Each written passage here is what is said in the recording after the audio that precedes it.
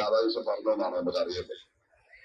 രാധാകൃഷ്ണന്റെ വീട്ടിൽ നിന്ന് കൊണ്ടുവന്നാണോ KSRTCയിലെ ശബരിമല പമ്പ ഡ്യൂട്ടിക്ക് സ്പെഷ്യൽ സർവീസ് ഓടുന്ന ജീവനക്കാർക്ക് രാധാകൃഷ്ണന്റെ വീട്ടിൽ നിന്ന് കൊണ്ടുവന്നാണോ ഭക്ഷണം കൊടുക്കുന്നത്? അതോ ദേവസ്വം ബോർഡിന്റെ ഭക്ഷണമാണോ? മുൻകാലങ്ങളിൽ ദേവസ്വം ബോർഡിന്റെ ഭക്ഷണമായിരുന്നു എന്നാണ് നമ്മൾ അറിഞ്ഞത്. ഇപ്പൊ രാധാകൃഷ്ണന്റെ വീട്ടിൽ നിന്ന് ആക്കിയിട്ടാണോ ഈ 1:30 വരെ അവിടെ ജീവനക്കാരെ പണം നിർത്തിയിട്ട് കൊടുക്കാൻ വേണ്ടി? ആരാണെന്നാണ് എന്റെ വിചാരം. ശബരിമല പമ്പയില് ഒരിക്കൽ മുദ്രാവാക്യം പിടിപ്പിച്ച് വിളിപ്പിക്കേണ്ടുന്ന അവസ്ഥ ഉണ്ടായിട്ടുണ്ട്. അത് മുദ്രാവാക്യം പിടിപ്പിക്കുന്നതിന് അവർക്ക് ഒരുപാട് ഇടി കൊണ്ടിട്ടാണ് പോയത്. ഓർമ്മ ഉണ്ടായിരിക്കുന്നു. ഇല്ലെങ്കിൽ മുൻകാലങ്ങളെ കുറിച്ച് അന്വേഷിച്ച് നോക്കിയാൽ മതി. ഞങ്ങൾക്ക് പറയാനുള്ള ഉപയോഗിക്കുന്നത് പറഞ്ഞു അവിടെ ജീവനക്കാർക്ക് ഭക്ഷണം കൊടുക്കാതെ അത് മുടി കൂട്ടിയിരിക്കുമ്പോൾ വീണ്ടും നാണക്കെട്ട അഭ്യാസം കളിക്കരുത്. അങ്ങനെ ഉണ്ടെങ്കിൽ വണ്ടി അവിടെ കിടക്കും. ജീവനക്കാർ ഭക്ഷണം കഴിക്കാൻ മൊത്തത്തോടെ പോകും. അതുകൊണ്ട് നാണക്കെട്ട പരിപാടി രാധാകൃഷ്ണൻ കാണിക്കരുതെന്ന് രാധാകൃഷ്ണനോട് പറയുക.